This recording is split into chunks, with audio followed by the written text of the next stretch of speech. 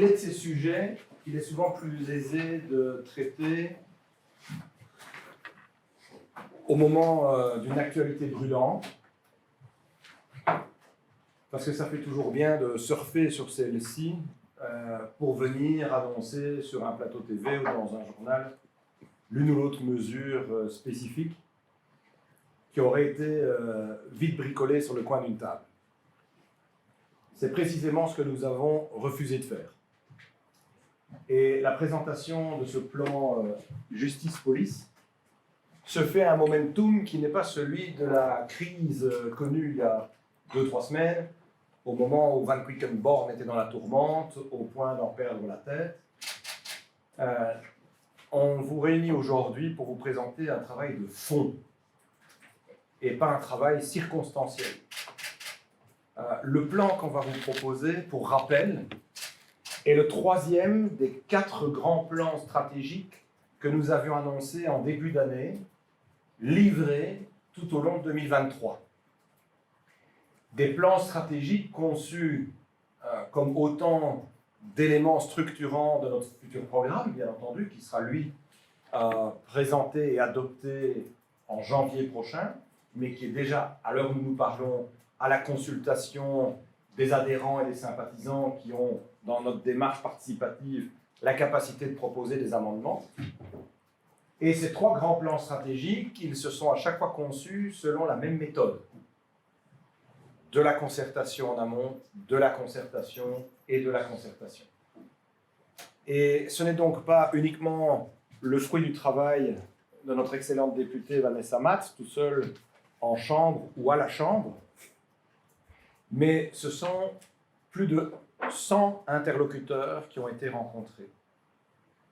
Qu'il s'agisse de magistrats, qu'il s'agisse de représentants de la police, tantôt fédérale, tantôt locale, qu'il s'agisse d'experts du milieu, qu'il s'agisse de victimes, d'associations représentatives des victimes ou des justiciables. C'est un travail qui a pris des mois à être réalisé, de manière à vous présenter un plan qui soit robuste, crédible, et pas juste la volonté de rechercher un petit coup de projecteur qui ne satisfera ni les justiciables, ni les professionnels des secteurs. On a donc cherché la crédibilité. Le premier des plans qui a été proposé selon cette méthode, ça a été le plan énergie-climat, vous vous en souviendrez probablement. Le deuxième des plans a été celui autour de la fiscalité et l'emploi, voilà, pardon, sur lequel on a largement travaillé. Et d'ailleurs, je tiens à souligner que nous sommes la seule formation politique à avoir présenté et exposé à la presse, et donc au grand public, une réforme fiscale complète. Une réforme fiscale de plusieurs dizaines de milliards. Pas juste un sparadrap circonstanciel et pas le plus petit commun dénominateur qu'il a été possible d'obtenir. Réforme qui elle-même a été saluée d'ailleurs par une série d'observateurs du monde de la fiscalité et des mondes académiques. Le 4e plan, celui qui vous sera présenté dans quelques semaines, c'est celui qui touche à un élément clé de notre ADN, c'est la santé et le bien-être. Ce n'est pas une surprise, nous revendiquons d'être ce parti de la santé et du bien-être. Mais si aujourd'hui on vous a réunis, c'est pour parler de justice et de police, c'est-à-dire finalement des missions régaliennes essentielles qui ont vocation à apporter de l'apaisement à notre société. Parce que sans justice et sans sécurité, les gens ne peuvent pas se sentir respectés, se sentir en sécurité, se sentir entendus.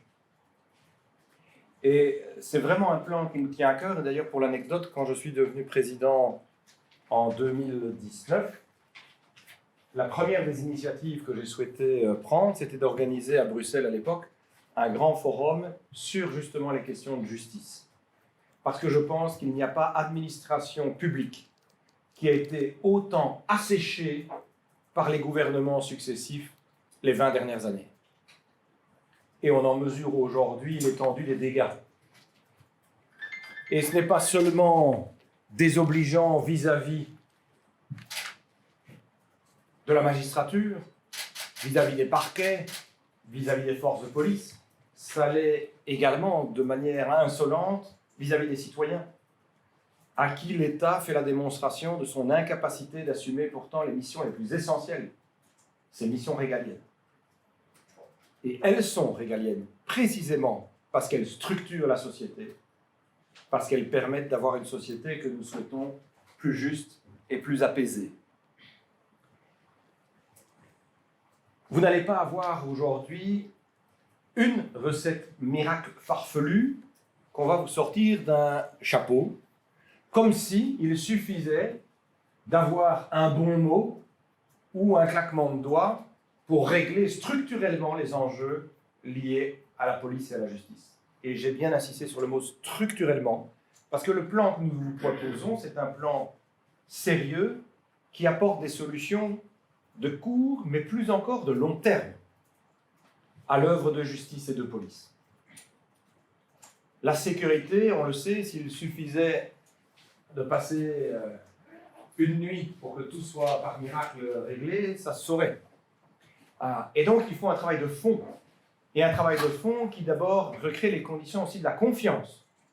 Parce qu'aujourd'hui, le personnel de justice et le personnel de police, il n'a plus confiance dans le sérieux de ses gouvernants. Et ça, c'est dramatique.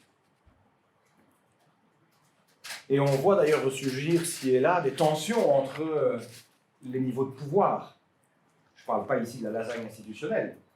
Je parle bien des niveaux de pouvoir entre le législateur, entre l'exécutif et entre le judiciaire. Avec des difficultés qui amènent à des situations dramatiques. Parce que, bien sûr, on pourra blâmer à l'infini un magistrat d'avoir omis de transmettre un dossier aux conséquences mortelles, mais est-on en capacité, du côté du gouvernement, de balayer devant sa porte et s'interroger sur les moyens qui ont été donnés ou non à l'œuvre de justice sur les décennies écoulées? Et donc, je voudrais vous dire d'abord, en ma qualité de président, combien je suis fier de pouvoir compter sur l'expertise de Vanessa Matz, le sérieux de son travail. Je salue aussi Patrick Van Ypersele, qui est notre secrétaire politique du groupe de la Chambre, qui se fait discret alors, aux côtés de Tanguy, collaborateur en charge de la matière que je salue aussi, puisqu'ils ont pu épauler Vanessa dans ce travail de fond extrêmement important. Et s'il y en a bien une qui a eu les oreilles qui ont chauffé ces derniers mois, tant elle s'est mise en écoute des acteurs de justice, de police et du terrain, c'est bien Vanessa, et donc un grand merci aussi pour le temps que tu lui as consacré. Elle va vous exposer avec des slides à l'appui, de manière objectivée, parce qu'on pourrait dire, ouais, enfin, vous êtes parti de l'opposition, c'est facile de tirer la Kalachnikov sur tout ce qui se passe. Non, moi, je veux prendre de la hauteur, et quand je mets en cause les partis politiques qui ont structuré les gouvernements de ces 20 ou 30 dernières années, j'y mets tout le monde. Je pense qu'aujourd'hui, l'enjeu n'est pas de donner des bons points ou des mauvais points, ou des bonnes gommettes, c'est d'avoir un sursaut pour demain, pour l'avenir. Parce que je pense qu'on va fragiliser structurellement l'état de droit si on ne réhabilite pas ces pouvoirs régaliens que sont la justice et la police. Et du reste, c'est ce que demandent les citoyens aussi. Croisez-les en rue et discutez, ils demandent qu'on mette un terme à l'insécurité, qu'ils vivent ou qu'ils ressentent.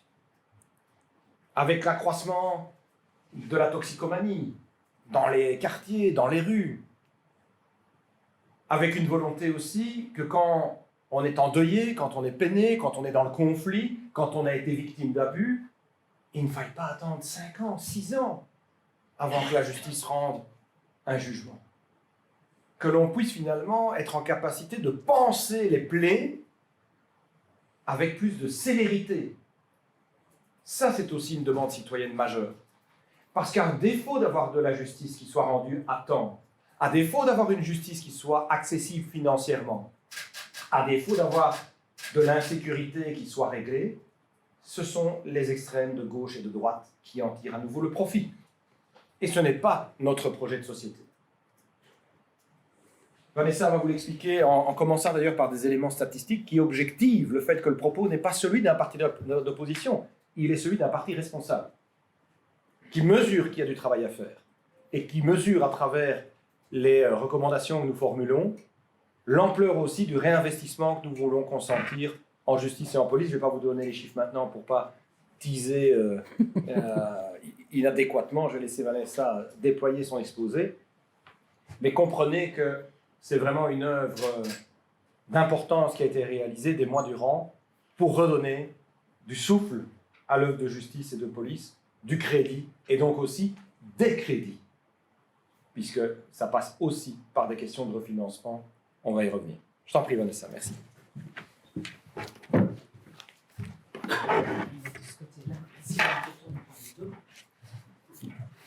Merci Maxime pour cette introduction qui met très bien en perspective ce que nous avons voulu faire au travers de ce plan. Maxime l'a répété, grâce à l'appui d'un certain nombre d'experts que nous avons consultés et grâce à toute une série d'outils statistiques que nous avons aussi affinés sur base de données objectives. Alors ici, c'est pour rappeler ce que Maxime vient de dire. Alors évidemment, il y a tout l'aspect prévention des conflits qui se situe dans d'autres matières que celles qui sont régaliennes, puisque l'aménagement du territoire, la santé, l'éducation sont évidemment des moteurs pour prévenir les conflits. Mais ça, comme Maxime vous l'a dit, c'est dans d'autres plans ou dans notre programme que nous abordons ces points-là. Alors, on veut évidemment apaiser les conflits. Maxime l'a répété. Il a répété aussi également que sans la justice et la police, il n'y a pas d'état de droit. Et on l'a vu au travers notamment de la crise du Covid, combien il était essentiel que l'état de droit soit présent. On a vu parfois des législations qui flirtaient avec des brèches dans cet état de droit. Et donc, il est essentiel que la justice et la police soient réhabilitées dans leurs fonctions pour rétablir non seulement la confiance, mais aussi préserver l'état de droit. Alors, passons directement aux statistiques et aux chiffres que nous avons trouvés extrêmement marquants. Donc, ces chiffres, ils sont sur base de moyennes européennes qui ont été établies par un organisme du Conseil de l'Europe. Vous trouvez toutes les références dans les documents plus complets. Par rapport notamment au nombre de juges professionnels, où vous verrez qu'en Belgique, il est de 13,23 pour 100 000 habitants, alors que la moyenne européenne est de 22,20. Alors, quand j'entends notamment le nouveau ministre de la Justice, mais aussi l'ancien, dire écoutez, ce n'est pas un problème de magistrat, ce n'est pas un problème, il y en a assez, il faut juste réorganiser les choses. On voit très bien qu'à travers cette première statistique, évidemment, on est très nettement en dessous de la moyenne européenne. Le personnel non-juge n'est pas beaucoup mieux loti, puisqu'il s'agit des greffes, etc., du personnel judiciaire, puisqu'en Belgique, 43,95 et la moyenne européenne, 56,13, donc toujours par 100 000 habitants. Le nombre de procureurs, c'est la même chose.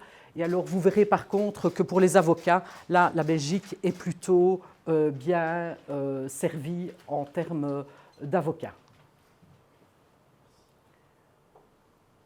Alors ici, on l'a projeté sur forme de tableau. Ainsi, vous voyez beaucoup plus comment ça fonctionne, mais ce sont les mêmes chiffres qui sont reportés sur... je ne vais pas m'attarder trop, vous les avez de toute façon dans votre dossier, mais c'est pour bien mentionner qu'on parle de quelque chose qui est objectif sur base de chiffres du Conseil de l'Europe.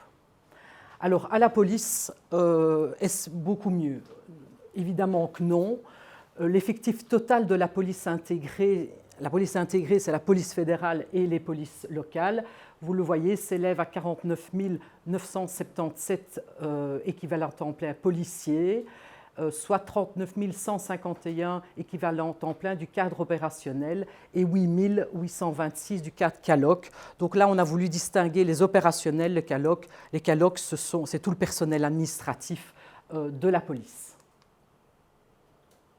Même chose, on a fait une projection. Alors vous verrez que le cadre opérationnel de la police fédérale s'élève à 9 301 équivalents temps plein sur un cadre qui est fixé à 11 021 équivalents temps plein.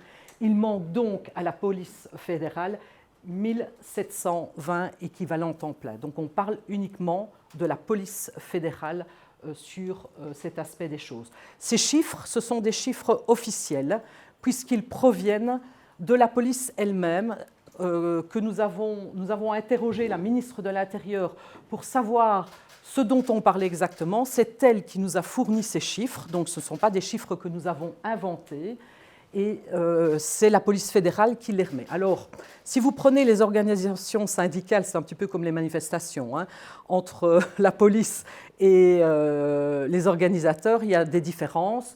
Les chiffres des organisations syndicales sont plus élevés que ceux-là. Donc le manque est beaucoup plus important, mais nous avons voulu nous en remettre à ce qui était entre guillemets officiel, puisque c'est la réponse à une question parlementaire que nous avons adressée à la ministre de l'Intérieur. Alors pour la police locale, le cadre opérationnel, donc on parle vraiment des policiers de terrain, s'élève à 29 850 pour un cadre organique de 31 376. Il manque donc 1526 équivalents temps plein au niveau des polices locales. De nouveau, ce sont les mêmes chiffres qui sont venus des mêmes données, c'est-à-dire celles fournies par la police. Je dis les syndicats ont des chiffres parfois un peu plus alarmants que ceux-ci. Alors, le déficit de la police intégrée est estimé, allez, si on tend un peu vers le haut et qu'on essaye, les syndicats vont plutôt être vers 4 500 unités. Nous, on a voulu faire un petit peu entre les deux et dire c'est 3 600 policiers opérationnels qui manquent, plus ou moins 2000, on vous l'a dit, à la police fédérale et 1600 à la police locale. Alors, il y a 1400 policiers qui partent chaque année à la pension. Ça, c'est un chiffre objectif, ou qui changent d'orientation, qui quittent la police, mais il y a donc 1400 policiers qui partent chaque année.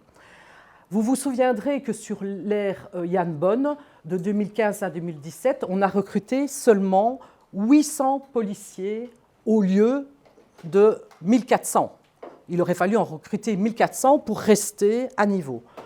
Yann Bonne, dans un premier temps, avec évidemment la complicité du gouvernement Michel, a réduit très fort cette possibilité d'engagement et on est tombé à 800. Alors il y a eu des enveloppes qui ont été rajoutées au moment où les attentats sont arrivés, mais jamais de nature à permettre d'engager 1400 policiers, tout simplement pour remplir ce qui était perdu.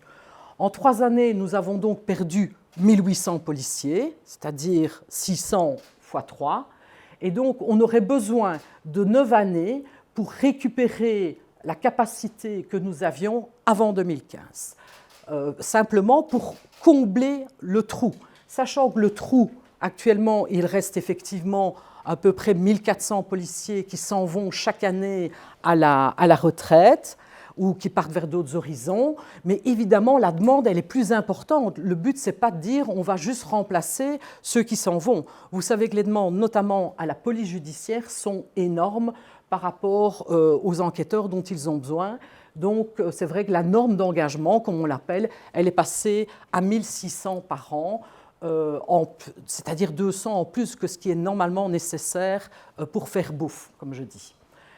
Et donc, on a aussi, et c'est une constante qui est dans les chiffres que nous avons reçus de la ministre, nous avons environ perdu 1000 enquêteurs depuis 20 ans. Là, enquêteurs, on parle de la police judiciaire fédérale, ce qui est évidemment énorme quand vous entendez que ce soit en matière de lutte contre les stupéfiants, mais aussi dans la lutte contre le terrorisme, le nombre d'enquêteurs qui manquent dans chaque division de la police.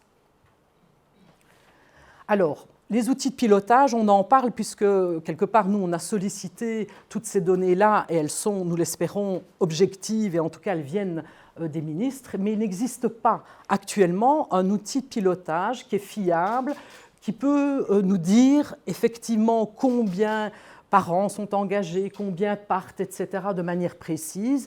Et donc ça reste quelque chose qui est tout à fait compliqué à s'y retrouver et de savoir combien ont été engagés, pour quelle matière. Même chose en matière de justice.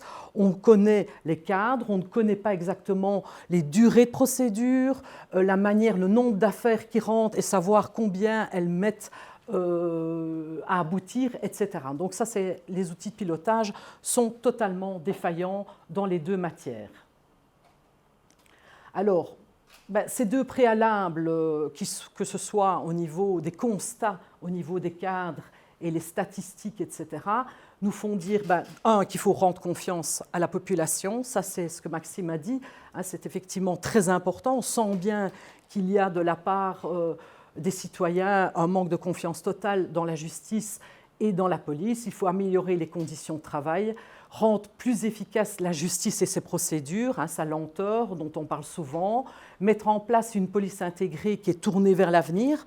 On se rend compte que les missions que les policiers doivent maintenant accomplir sont tout à fait différentes d'hier. Prendre des sanctions qui ont du sens et qui préparent l'avenir, avec 4 défis prioritaires que nous avons identifiés, qui est la lutte contre la grande criminalité, la lutte contre le terrorisme, la lutte contre les différentes formes de cybercriminalité et la lutte contre les violences familiales, sexuelles et protéger évidemment les victimes. Donc c'est ce que nous allons avoir maintenant comme déroulé.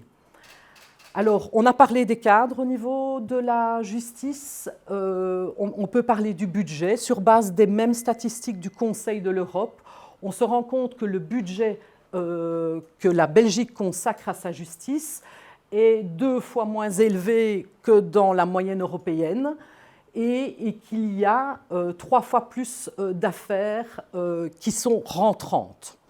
Donc on a 2 fois moins de budget, mais on a 3 fois plus d'affaires, puisque vous voyez que la Belgique consacre 0,22% de son PIB à la justice, contre une moyenne européenne que de 0,43% du PIB. Donc on a un gros gap avec évidemment aussi beaucoup plus d'affaires qui rentrent au niveau de la justice en Belgique. Il y a toute une série de raisons sur lesquelles évidemment on peut travailler aussi, c'est faire rentrer moins d'affaires. Vous verrez aussi qu'on essaye au travers de nos propositions de faire rentrer moins d'affaires en justice, la justice pure et dure, par une série de propositions. Alors, le budget de la police fédérale, durant ces 20 dernières années, le budget de la police fédérale, il a été amputé d'une somme totale d'environ 400 millions d'euros. Donc, quand on nous dit de manière récurrente, ce gouvernement, on n'a jamais fait autant sur la police, on n'a jamais mis autant de budget, évidemment, c'est sans compter qu'on continue à côté de cela à faire des économies linéaires. Le seul gouvernement qui ne l'ait pas fait d'économies linéaires ni sur la justice ni sur la police, c'est le gouvernement Di Rupo. C'était un engagement que nous avions pris de ne pas faire d'économies linéaires comme tous les services de l'État en général font l'objet de l'économie linéaire dans le cadre des exercices budgétaires. Sur le gouvernement Di Rupo, nous n'avons pas fait d'économie linéaire ni sur la justice ni sur la police. Alors les constats par rapport à la justice, Maxime a déjà largement évoqué ces constats et je pense qu'ils sont évidemment tout à fait connus. La justice est trop lente, elle est trop peu accessible. Au pénal, il y a beaucoup de plaintes qui sont classées sans suite. Au pénal, les victimes ont trop souvent le sentiment de ne pas être entendues. Au pénal, le taux de récidive est excessivement élevé. C'est vraiment une question fondamentale, évidemment, sur laquelle il faut travailler. Le parquet, il n'est pas en mesure de poursuivre toutes les infractions et on entend trop souvent parler de classement sans suite. Les juges ne parviennent pas à condamner assez rapidement, donc on a des condamnations qui tombent plusieurs années après. Donc on a un sentiment d'impunité qui règne. Ils ne parviennent pas à trancher suffisamment vite les conflits. Il y a de la frustration, il y a de la violence et de l'insécurité juridique. L'exécution des peines se déroule beaucoup trop tardivement. Parfois, c'est 1 an après qu'on exécute la peine. Sur la police, elle n'est pas suffisamment présente sur le terrain et elle ne sait pas recueillir et traiter suffisamment de plaintes puisqu'il n'y a pas assez de moyens pour le faire. Ça, ce sont les constats qui sont durs, mais ils sont ceux, évidemment, que nous vivons tous les jours. Alors, quelle stratégie est-ce qu'on veut mettre en place pour ça? Maxime vous l'a dit, c'est peut-être la première fois, si on essayait pour une première fois plutôt, de donner aux acteurs, qu'ils soient de la justice et de la police, les moyens de fonctionner, avant d'imaginer de faire la révolution. Parce que trop souvent, on a fait l'inverse, on a dit « vous allez vous occuper de ça en plus, voilà telle réforme, on vous la met sur le dos ». Pas toujours facile à accepter pour des acteurs de terrain, mais on ne vous donne pas les moyens, en tout cas, de mettre en œuvre ces réformes. Et donc, nous, ce qu'on a voulu faire, c'est changer le paradigme et se dire, pour une fois, est-ce qu'on ne dirait pas aux acteurs, voilà, vous allez recevoir les moyens nécessaires à vos missions, et peut-être qu'après, il y aura besoin d'autres réformes pour que cette justice soit plus rapide, plus accessible, etc. Mais donc, pour nous, augmenter les budgets de la police et de la justice, c'est investir en fait. C'est investir parce que continuer à raconter que c'est de l'argent, ça coûte de l'argent, mais ne pas se rendre compte qu'en fait c'est investir, c'est dépenser maintenant pour éviter bien d'autres choses plus tard. On l'a vu dans un tas de dossiers qu'on a dû traiter ces législatures, que ce soit le terrorisme, mais que ce soit d'autres dossiers. On sait que si on investit et on anticipe un certain nombre de choses, évidemment, on dépense davantage, on dépense beaucoup moins plus tard. Et ça, c'est pour nous essentiel. Donc, on a voulu vraiment partir de ce constat-là. Donc, la première chose, on a dit, c'est rendre confiance. Alors pour ça, il faut rendre le droit et les procédures beaucoup plus accessibles. J'ai l'impression qu'on le dit depuis des années, mais qu'est-ce qu'on a fait au fond pour que ce soit le cas? On pense qu'au niveau de l'école, il faut quelque chose qui explique pourquoi c'est important la justice, pourquoi il y a nécessité d'avoir des formations alternatives et pas tout de suite aller devant les tribunaux dès qu'il y a la moindre chose. C'est bien développé dans le plan. On pense qu'il y a une place pour ça et que c'est important que dès le plus jeune âge, on sache ce que c'est un conflit, on sache comment fonctionne la justice. Alors, il y a actuellement, comme deuxième point, des cabinets d'avocats qui sont spécialisés dans un aspect plus global qu'uniquement le problème justice. On sait que certains justiciables sont polytraumatisés, ils ont des problèmes sociaux, ils ont des problèmes médicaux, ils ont des problèmes d'emploi, etc. Et donc, il y a, par exemple, ici à Bruxelles, la SBL Casier Légal qui s'occupe des justiciables de manière dans une approche beaucoup plus intégrée. Et donc, on pense qu'on doit multiplier ces lieux-là. Parce qu'une personne, en général, quand elle a un problème de justice, alors ce n'est pas toujours le cas, mais c'est quand même vraiment souvent le cas, il y a d'autres problèmes qui sont liés et qu'il faut pouvoir avoir une écoute attentive sur l'ensemble des problématiques auxquelles ils sont confrontés. Alors, il faut évidemment élargir le bénéfice de l'aide juridique à la classe moyenne. Pourquoi? Parce qu'actuellement, c'est pas assez pauvre pour bénéficier et trop riche, là, évidemment, on n'a pas de problème. Mais donc, on a une classe moyenne qui est totalement laissée à l'abandon et qui n'a pas, pour l'instant, accès à l'aide juridique. Or, on sait que ce n'est pas parce qu'on travaille à deux, etc., que spécialement c'est facile. Donc, il faut pour nous relever progressivement tous les plafonds de revenus et inciter la souscription d'assurance défense justice à des tarifs évidemment limités, voire éventuellement une souscription par les employeurs. Pourquoi pas, ce serait aussi une piste de réflexion.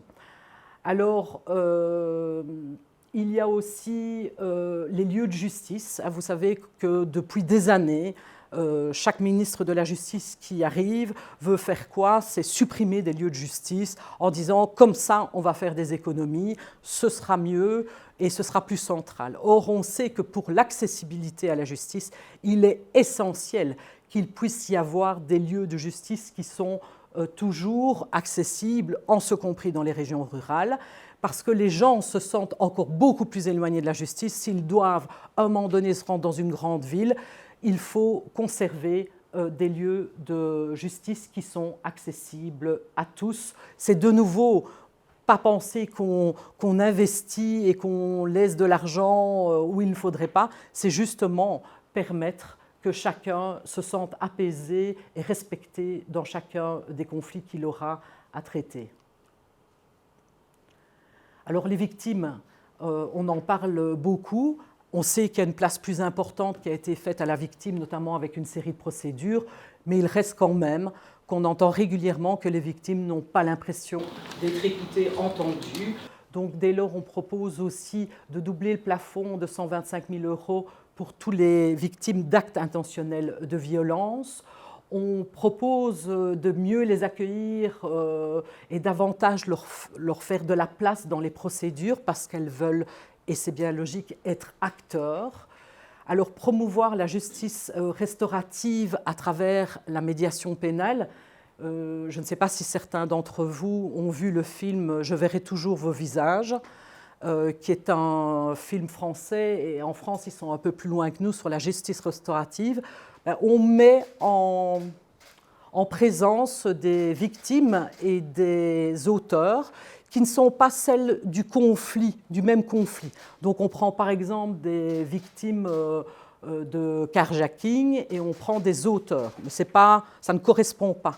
Et on les met ensemble pour que chacun se comprenne, je vais dire, même si il y a certaines choses qui ne sont pas compréhensibles pour les victimes, pour avancer en tout cas dans cet aspect réparation.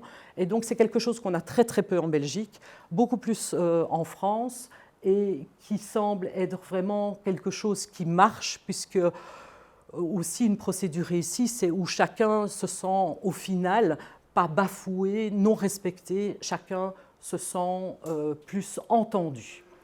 Alors, le nombre de classements sans suite, c'est évidemment une catastrophe. On sait qu'il y a de nombreux classements sans suite. Alors, il y en a certains pour motif, voilà, il n'y a pas assez de charges et donc il faut classer sans suite. Par contre, il y en a énormément pour absence de moyens. Je ne vais pas poursuivre parce que je n'ai pas de moyens. Et c'est évidemment inacceptable pour une victime. Et moi qui travaille beaucoup sur les affaires de violence sexuelle, c'est quelque chose qui n'est pas entendable, évidemment, de dire voilà, je n'ai pas le temps de m'en occuper, c'est un petit truc, et donc je n'ai pas le temps de m'en occuper. Soigner et héberger les internés dans des institutions appropriées. Vous savez aussi qu'actuellement, beaucoup sont en prison, c'est-à-dire absolument pas à l'endroit où ils devaient être, et il reste que ces personnes ne reçoivent pas les soins nécessaires pour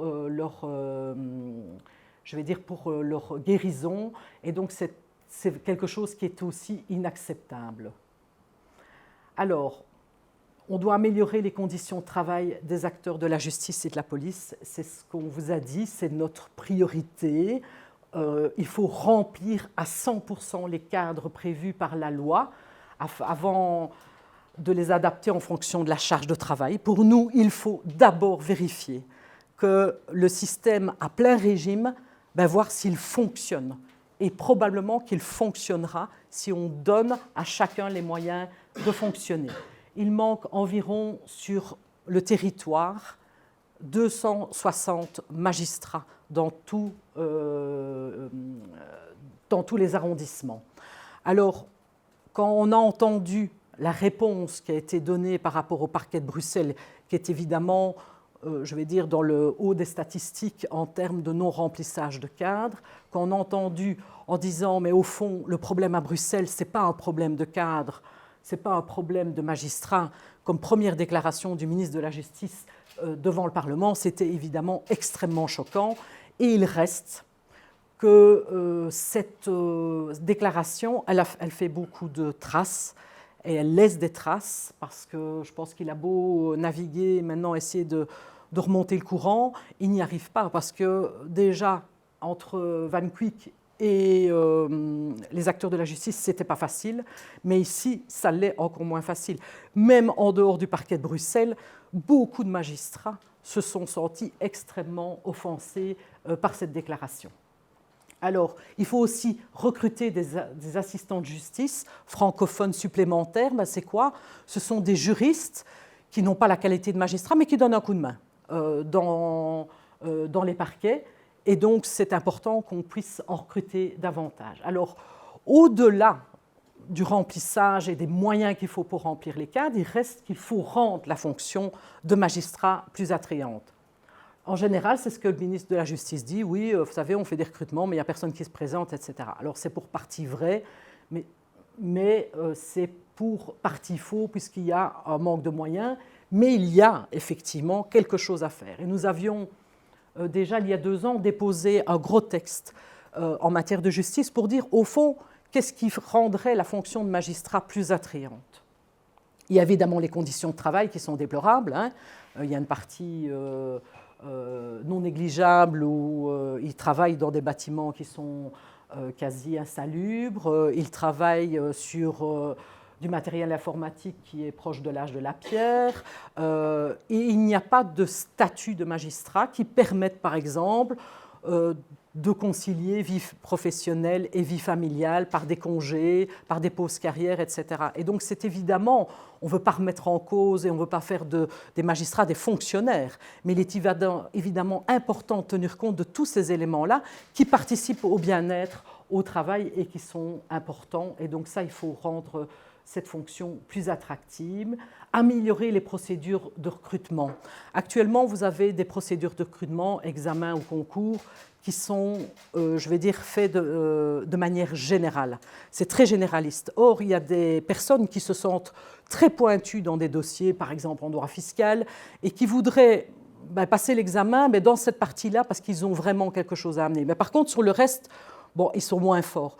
Pourquoi? Et c'est ce que nous prévoyons, ne fait-on pas des voies d'accès plus spécialisées, avec des examens spécialisés dans certaines matières pour permettre un recrutement plus aisé de magistrats. Alors, rémunérer correctement les avocats qui assurent l'aide juridique, c'est aussi un problème. Hein. Outre le fait qu'il faut y accéder dans un premier temps, les avocats, soit ils sont payés très tard, soit ils sont payés toujours dans une enveloppe qui est fermée, et donc ça ne va pas non plus. Ils n'ont pas tellement envie de prendre à cœur des dossiers qu'on leur confie dans le cadre de l'aide juridique s'ils ne sont pas rémunérés correctement. Le renouvellement du parc informatique et les lieux de travail dignes, ça, je pense que vous savez ce dont on parle. Alors, la police, même chose, hein, remplir le cadre d'effectifs policiers à 100%, c'est important. Vous avez vu le manque qu'il y a. Remplacer la norme de financement. Qu'est-ce que c'est la norme de financement? C'est cette fameuse norme KUL dont on parle depuis des années et qui est la norme de financement des zones de police. Elle a été faite en 1998. Elle ne correspond plus à une réalité. Dans ces critères, il y avait notamment les augmentations ou diminutions de population. Il y a toute une série de faits criminels dont on ne se préoccupe pas, et cette norme, elle doit être revue. Alors, chaque ministre qui arrive nous dit « oui, on va la revoir, on va la revoir ». On a commandé des études, des réétudes, etc. La ministre de l'Intérieur, c'est exactement la même chose. Nous avons déposé un texte pour pouvoir revoir cette norme et pouvoir avancer, parce qu'évidemment, c'est très pénalisant pour l'ensemble des zones de police et les communes. Alors, il faut aussi rendre la fonction policier plus attrayante. Hein. On sait qu'il y a un problème de budget, mais il y a aussi, comme les magistrats, à un moment donné, il y a la violence, il y a toute une série de choses qui leur avaient été promises et puis qui leur ont été enlevées. Et donc, il faut aussi travailler à la question de l'attractivité de la fonction de policier. Alors, on doit rendre plus efficaces les procédures. Là, je vais aller un peu plus vite, si vous me permettez. C'est la digitalisation des procédures. Il y a des efforts qui ont été faits sur cette législature. Hein. Je pense qu'on doit reconnaître ce qui est, mais on est encore très, très loin du compte. Alors l'intelligence artificielle, là évidemment c'est quelque chose de très important parce que ça permettrait de rendre les procédures plus efficaces, mais il faut évidemment que ce soit contrôlé. On ne peut pas commencer à utiliser l'intelligence artificielle parce que derrière, il y a des situations humaines dont il faut évidemment tenir compte. Alors, soulager les tribunaux pénaux. Alors, comment est-ce qu'on peut le faire? En étendant les sanctions administratives communales. Vous savez que c'est un dispositif qui existe actuellement, qui est prévu pour un certain nombre d'infractions. Et donc, on a travaillé sur des propositions de loi pour dire est-ce qu'au fond, on ne doit pas étendre ce dispositif parce que c'est une réponse immédiate, ça ne donne pas un sentiment d'impunité, et que pour, je vais les mettre entre guillemets, des petites infractions, toujours avec une possibilité, évidemment, pour le magistrat de dire non, non, ça, moi, je m'en saisis moi-même. Hein, donc, ce n'est jamais totalement une sanction administrative communale, mais c'est une possibilité pour le parquet de dire « Ok, vous pouvez vous en occuper au niveau communal, nous n'aurons pas le temps de le faire ». On doit étendre sur un certain nombre de choses. Par exemple, j'ai déposé un texte, vous savez, la loi sur le sexisme en 2014. Cette loi, clairement, si quelqu'un va déposer plainte, c'est un classement sans suite parce qu'on dit qu'on n'a pas le temps de s'occuper des injures sexistes dans le domaine public. Mais pourquoi est-ce qu'on ne confierait pas ça aux sanctions, enfin que ça tombe dans le champ d'application des sanctions administratives communales? Alors, évaluer et développer le plaidé coupable, je vous avoue que j'ai découvert au travers de nos différents travaux qu'il y avait en Belgique le plaidé coupable. Moi, je regarde beaucoup de séries américaines, donc c'est vrai que là, on le voit régulièrement. Mais ici, je ne savais pas que ça existait. Mais ça existe depuis 2016 dans notre droit. Et en fait, c'est très peu utilisé. Donc on aimerait évaluer ce dispositif parce qu'évidemment, on gagne beaucoup de temps et on soulage les tribunaux si on peut davantage recourir à ce plaidé coupable. La médiation pénale, de nouveau, on nous parle toujours de la médiation pénale, mais en disant c'est chouette, c'est vraiment très chouette, mais sauf qu'elle n'est pas financée actuellement. Donc comment voulez-vous qu'à un moment donné ça aboutisse si ce n'est pas financé correctement? Élargir les transactions pénales, là c'est vrai que ça a souvent mauvaise presse, mais il y a des dispositifs d'infraction pour lesquels c'est prévu. Il faut évidemment prévoir que la sanction soit proportionnée, etc. On doit vérifier toute une série de choses, mais on doit pouvoir élargir les transactions pénales pour des infractions moins graves. Alors, promouvoir le règlement amiable des conflits, voilà, de nouveau, c'est très peu utilisé. Il y a beaucoup de dispositifs qui existent et elles ne sont pas très fort utilisées. Alors, je vais passer, si vous voulez bien, pas que ça ne m'intéresse pas, mais accélérer les procédures civiles. Vous verrez qu'on est plus dans le domaine du technique, mais il y a des imperfections dans les procédures civiles, des choses qu'on se demande, au fond, à quoi ça sert, sinon de ralentir le processus, sans évidemment mettre à mal aucun des principes généraux sur lesquels nous sommes évidemment extrêmement attentifs. Alors, harmoniser les délais d'appel et d'opposition à 30 jours, pour l'instant, ce n'est pas le cas. Accélérer les procédures pénales, réhabiliter la procédure accélérée. Vous savez aussi que ça a eu mauvaise presse, hein, c'est le fameux Snellrecht, qui a été en partie, à l'époque, cassé par la Cour constitutionnelle. Mais il y a des infractions, style flagrant délit, ou tout ce qui est violence, justement, à l'égard des services de sécurité, sur lesquels ces procédures accélérées pourraient évidemment être activées davantage. Alors vous verrez, et ça c'est quelque chose auquel on tient énormément, c'est créer des chambres spécialisées pour des formes particulières de délinquance. Des chambres contre le cyberharcèlement, des chambres contre les violences conjugales, des chambres de traitement contre les assuétudes. Alors c'est quoi?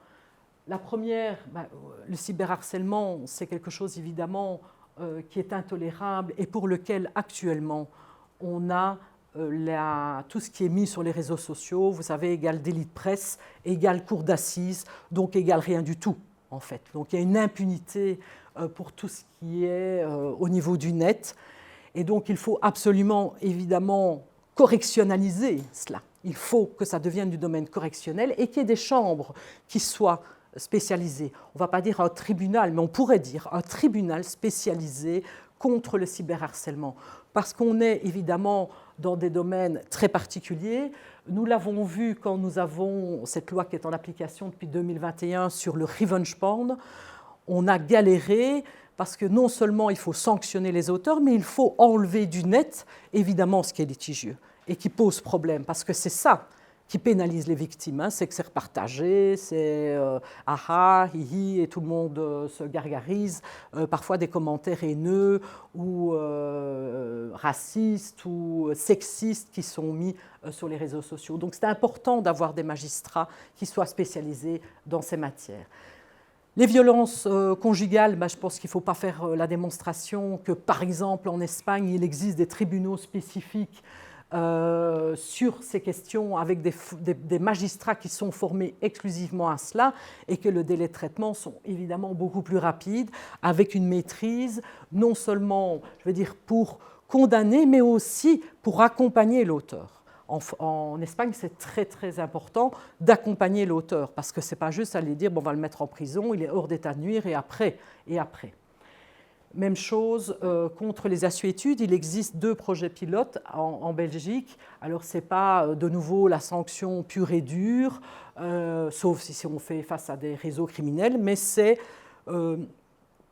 demander à celui qui consomme un traitement, plusieurs obligations qu'il doit remplir et revenir après devant le tribunal avec ces obligations. Donc on est dans quelque chose qui est plus constructif, si vous me permettez cette expression-là.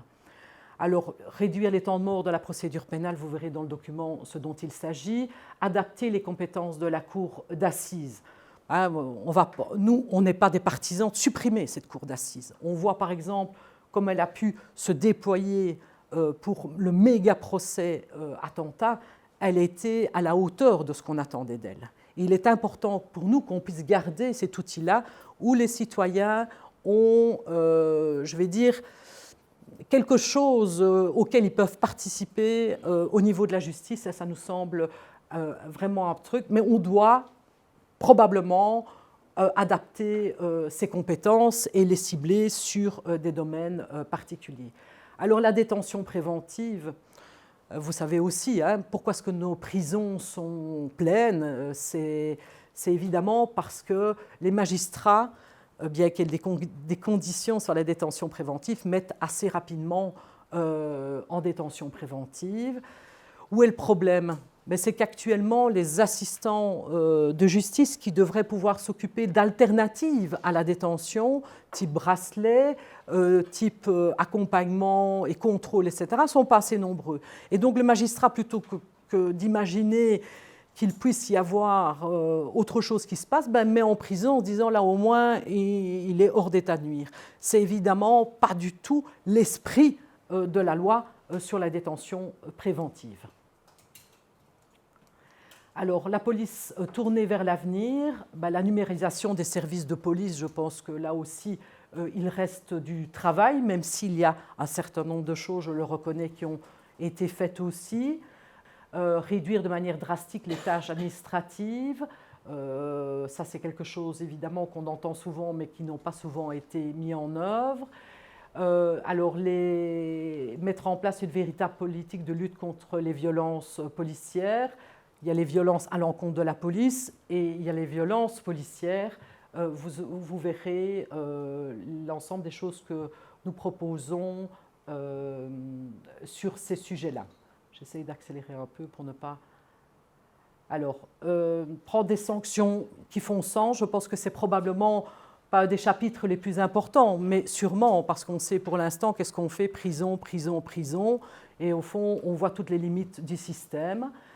On propose d'adapter les amendes et les propositions de transaction en fonction du revenu. Alors voilà, ça va sûrement faire grincer un petit peu, mais ce n'est pas grave, mais nous pensons que c'est plus juste. Promouvoir les recours aux peines alternatives à la prison, ça, on a en Belgique une série de choses qui sont à notre disposition et qui ne sont pas utilisées. Mais elles ne sont pas utilisées pourquoi? Faute de moyens, parce que les magistrats préfèrent, entre guillemets, et ce n'est pas une critique, mais être en sécurité, de se dire je mets en prison et si je suis sûr qu'ils sont hors d'état de nuire, parce qu'il n'y a pas assez de moyens pour contrôler les autres mesures qui ne sont pas la prison, mais qui sont... je vais dire, toute une série de conditions parfois qui sont mises à l'actif des accusés. Exécuter rapidement les peines, c'est quelque chose, ben voilà, on l'a dit tout à l'heure, c'est évidemment inacceptable. Personne ne comprend qu'on doive exécuter, alors qu'il y a un jugement, une peine 1 an plus tard. C'est aussi déstabilisant pour la personne qui, pendant 1 an, n'est pas en prison, a été condamnée, puis bouf, d'un coup, on vient le chercher, famille, boulot, et tout ça est déstabilisé, alors que l'exécution de la peine pourrait être faite beaucoup plus tôt. Alors, préparer la réinsertion tout au long de la détention. Notre réflexion, c'est quoi? Évidemment qu'il faut garder la prison pour les cas les plus graves. À un moment donné, il ne faut pas non plus faire de l'angélisme. Il y a un certain nombre de personnes qui doivent passer par la case prison. Mais que cette peine de prison, elle serve à quelque chose. Elle serve à quelque chose. On a un tout petit peu, pour l'instant, avec les maisons de détention qui s'installent à droite et à gauche, cette philosophie, on est dans des plus petites structures avec un accompagnement plus quotidien sur une formation, l'emploi, sur la question de la santé, qui est souvent aussi extrêmement importante. Et donc, il est important qu'on puisse, tout au long de la détention, préparer la réinsertion. C'est évidemment fondamental parce que c'est évidemment la récidive qui est en jeu. Actuellement, la récidive en Belgique, c'est... La prison, c'est juste une machine à fabriquer des récidives. Actuellement, il faut changer. On peut construire des établissements pénitentiaires. Hein. On peut en construire encore énormément. Ça coûte énormément d'argent. Et si cet argent-là, on le mettait dans des dispositifs d'accompagnement, si on le mettait dans des dispositifs de formation, etc., objectivement, on aurait probablement gagné énormément sur la récidive. Alors les rôles de prison, la surpopulation carcérale, on s'est rendu à Lantin, à Nivelles, à Mons. C'est juste pas acceptable ce qui se passe dans les prisons. Hein. Alors je sais que ça, c'est pas très sexy et que parler des prisons, etc. Mais c'est juste pas acceptable. Alors c'est pas acceptable pour les personnes qui sont incarcérées, qui sont 3 ou 4 par cellule. Mais ce n'est pas acceptable non plus pour le personnel qui y travaille, parce que les gens sont sous tension permanente, les détenus sont sous tension permanente, et à la moindre chose, ça peut partir en vrille. Et évidemment, il s'agit de la sécurité, non seulement des agents, mais aussi la sécurité de tout un chacun, parce que s'il y a des évasions, ce sera évidemment extrêmement grave aussi. La situation des femmes dans les prisons, il y a tout un rapport qui est sorti, on a rencontré cette SBL qui s'appelle ICAR, qui a fait tout un rapport important sur la situation des femmes. Il y a plein de choses qui ne sont pas pour les femmes en prison, on ne rencontre pas leurs besoins particuliers. Or, il suffirait parfois de peu de choses pour que ce soit rencontré. Les soins de santé en prison, on l'a dit aussi, hein, c'est quelque chose qui n'est pas suivi. Quand vous voyez la santé mentale, quand vous voyez la santé tout court, le nombre de médecins, de psychiatres, qu'il y a parfois un psychiatre qui vient 2 heures par semaine pour des centaines de détenus, ça n'a évidemment aucun sens de travailler comme ça. Les gens ne savent pas être soignés et ça fait partie aussi du processus de réinsertion. Alors, lutter contre le grand... Vous avez dit, il y a 4 objectifs. On vient de poser en disant, mais au fond, voilà, et pourquoi faire ça? Pourquoi est-ce que vous voulez remplir les cadres? Pourquoi est-ce que vous voulez que les procédures aient plus vite? Il faut 4 objectifs, la grande criminalité et le narcotrafic. C'est évidemment un problème de ressources humaines. La PJF, quand vous voyez ce qu'elle rapporte, notamment dans l'enquête SkyCC, ce qu'elle a pu rapporter comme argent à l'État, quand on investit un agent complémentaire ou un juge spécialisé dans le narcotrafic, c'est évidemment des gains importants pour l'État puisque ça ramène énormément d'argent, les compétences technologiques, les moyens juridiques qu'on pourrait employer, qui sont toutes les méthodes particulières de recherche, méthodes spéciales, procédures d'infiltration, utilisation de provocation policière, tout ça évidemment encadré par un magistrat, mais on doit être à un moment donné plus audacieux sur ces sujets-là, parce qu'on a des groupes criminels devant nous qui brassent des milliards, et nous, on est là en train d'hésiter, de savoir si on va remplir les cadres à la PJF notamment, ou de savoir si on va mettre des magistrats complémentaires. La lutte contre le terrorisme et l'extrémisme violent, il était dans notre document, on ne l'a pas rajouté, parce que ce qu'on a reproché au gouvernement, c'est de dire, à un moment donné, quand la question du narcotrafic est venue au sein du Parlement comme question prioritaire, ils ont vidé une partie des moyens qu'ils avaient dédicacés à la lutte contre le terrorisme et ils l'ont mis dans le narcotrafic. Mais ce qui fait toujours dire qu'on a déshabillé Paul pour habiller Jacques, ce qu'on a critiqué, parce qu'on a dit qu'il faut garder une vigilance importante sur la lutte contre le terrorisme. C'était notamment, pour ceux qui s'y connaissent un peu, le plan Canal, qui était un plan qui avait été élaboré pour les communes bruxelloises pour lutter contre le terrorisme. Et quand celui-ci, je vais dire, est nouveau revenu à la surface, on s'est rendu compte que les moyens, notamment de la direction contre lutte antiterrorisme, ils étaient vraiment, vraiment ridicules. Et très peu de personnel aussi dans la lutte contre le trafic d'armes. Je pense qu'ils sont 3 dans une cellule, alors qu'ils étaient encore, il y a quelques années, 10 agents. Alors, il y a évidemment les recommandations de la commission d'enquête, qui n'ont pour partie jamais été exécutées, à savoir surtout une banque centrale Carrefour Sécurité, c'est-à-dire où l'ensemble des services de sécurité viennent déposer les informations qu'ils ont. Nous voyons qu'en Belgique, c'est principalement ce sur quoi ça a coincé lors du dernier attentat, c'est le fait qu'il y avait un bout de l'information qui était là, il y en a un autre qui était là, et personne n'avait mis en commun. Alors, effectif et matériel renforcé, je pense que quand on est sur des, notamment avec l'OCAM et aussi la police et d'autres directions avec des faisans fonction, je veux dire, ils font bien leur boulot, ces directeurs faisant fonction, mais ils n'ont pas la plénitude de leur pouvoir et donc ça reste quand même extrêmement fragile. Alors, il y avait des recommandations qui ont été proposées mais qui n'ont pas été mises en œuvre dans ce cas-ci. Moi, je pense que dans le cas de la dernière affaire, ce qu'il aurait fallu, c'est mettre en œuvre la CESIL-R, qui est cette commission au niveau local qui aurait permis une approche intégrée de la problématique du terroriste. Et évidemment, l'accompagnement des victimes. Vous savez que Georges d'Allemagne s'est beaucoup battu pour essayer d'avoir un fonds pour l'indemnisation des victimes de terrorisme. Malheureusement, le gouvernement a préféré une autre option. Et celle-là, elle ne satisfait évidemment pas les victimes qui restent confrontées à la multitude de tâches qu'ils doivent entreprendre, redonner leurs données à cet endroit-là, etc. Enfin, et toutes les démarches qu'ils doivent entreprendre pour être indemnisés. Alors, la cybercriminalité, on en a parlé tout à l'heure, de savoir pourquoi il fallait une chambre spécifique, pourquoi c'est éventuellement urgent qu'il y ait une appréhension complète de ce problème, la cybercriminalité, le cyberharcèlement, enfin tout ce qui concerne toutes ces questions. Pas plus tard que ce matin, mon adresse email, je pensais, était hackée, avec des demandes de rançon à l'appui, etc. Et il y a évidemment toutes les questions, comme je vous l'ai dit, qui sont sur les questions de cyberviolence, sur ce qui est dans la vraie vie ne doit pas se passer sur le net et on doit adapter nos outils technologiques pour permettre que ça ne se passe pas.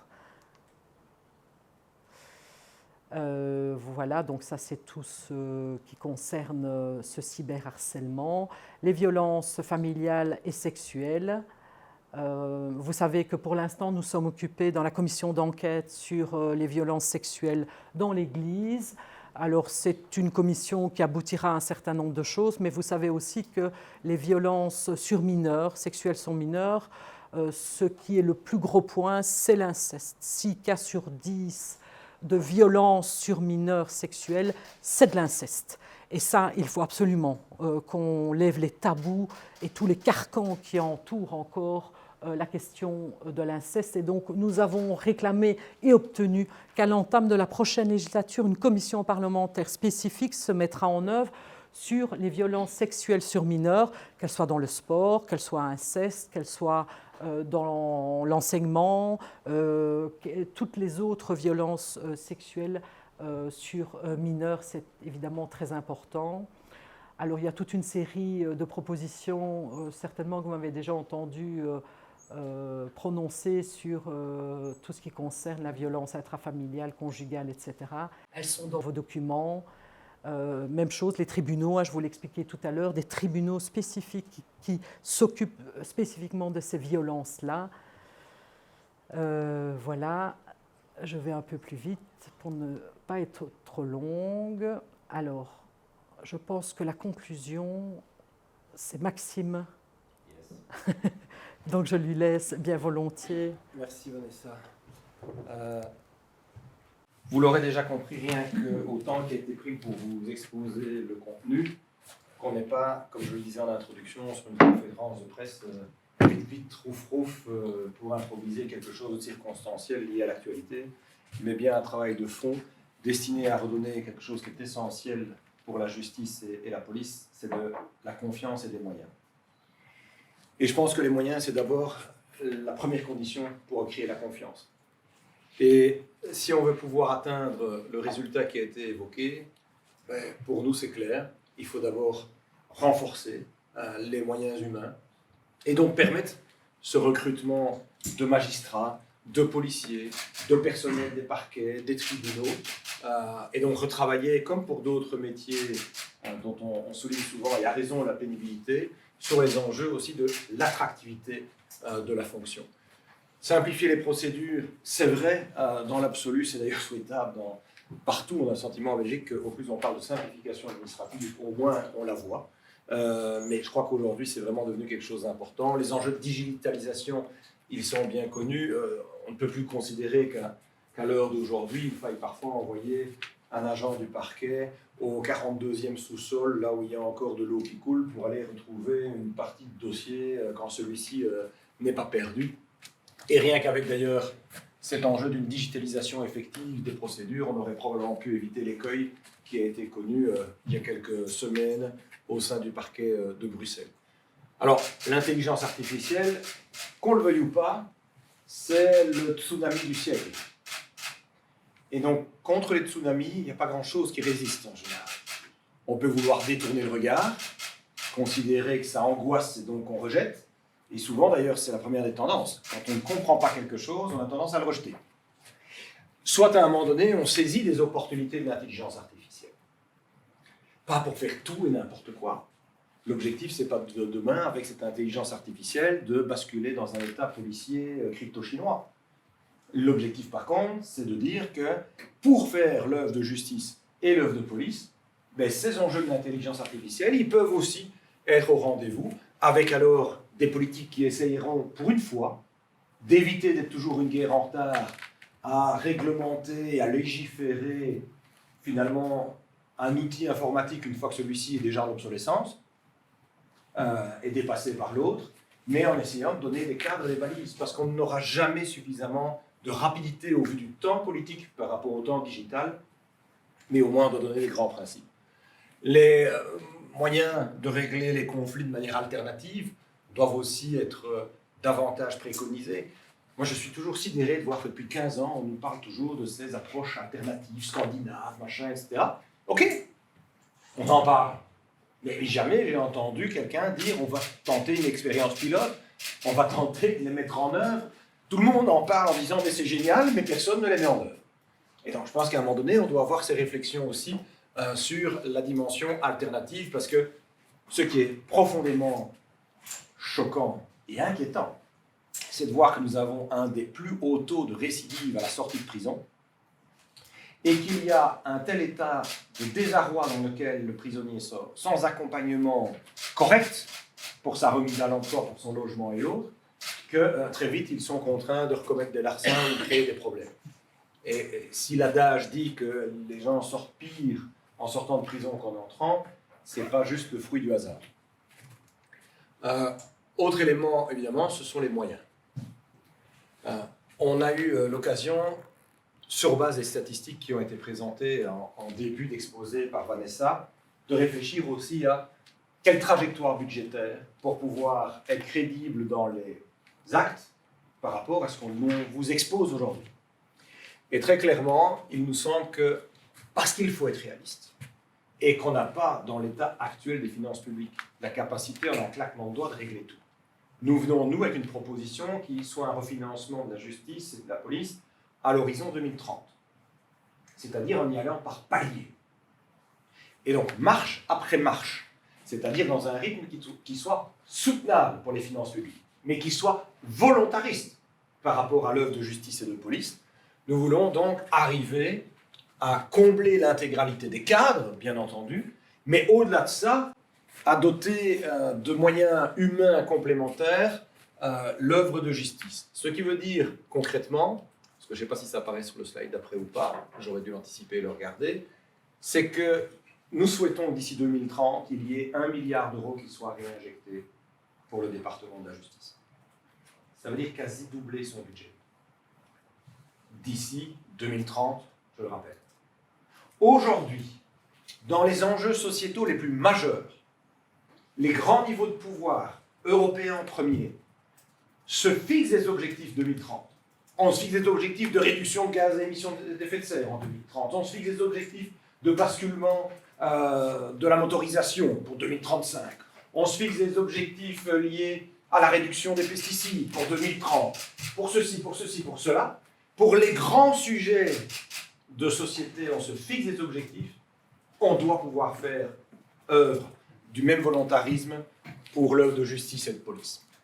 Et donc 1 milliard progressivement en montée à puissance d'ici 2030 pour l'ordre judiciaire. S'agissant de la police, mais là on a regardé, et Vanessa l'a dit, n'oublions pas, les moyens qui sont donnés pour la justice et la police, c'est de l'investissement pour une société plus apaisée. Et vous le voyez autour de nous, partout en Europe et y compris dans notre pays, l'un des grands défis des décennies qui vont venir, c'est d'être capable de maintenir une cohésion sociale. D'éviter que tout le monde se tape sur le visage, pour le dire clairement, et poliment, soit pour des considérations religieuses, soit pour des considérations économiques, soit pour des enjeux philosophiques, soit pour des enjeux climatiques. Bref, on est aujourd'hui dans une société aux fractures multiples, et si on ne met pas les moyens nécessaires pour garder cet enjeu de cohésion sociale et de vivre ensemble, à travers notamment le sentiment qu'ont les gens de pouvoir être accompagnés par une justice qui soit correcte et qui se prononce rapidement, et par une police qui sécurise et qui garantisse la quiétude, alors on va accélérer ces forces centrifuges. Et là, c'est 320 millions d'euros à l'horizon 2030 qui sont nécessaires, à la fois pour remplir les cadres, donc c'est-à-dire pour les 3600 agents qui étaient évoqués tout à l'heure, et pour pouvoir alors avoir un renfort des effectifs de 1500 policiers, parce qu'on sait déjà aujourd'hui qu'on a tellement mis de cailloux dans le sac à dos des forces de police que même à cadre constant rempli, ils boiraient la tasse par rapport à tout ce qui doit être fait. Et donc ça, c'est aussi important. Vous savez, je suis aussi bourgmestre et je le revendique.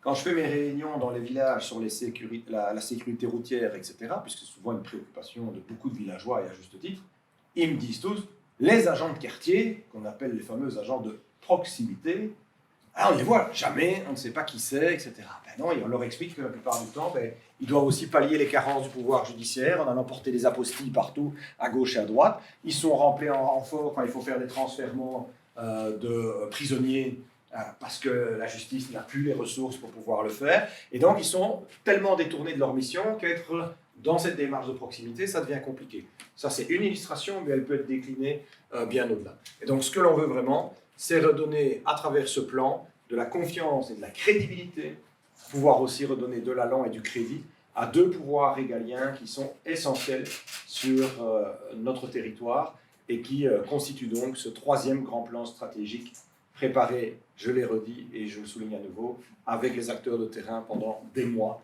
sous l'égide de Vanessa Matt, qui n'est pas, vous la connaissez, une mandataire de l'Esbrouf.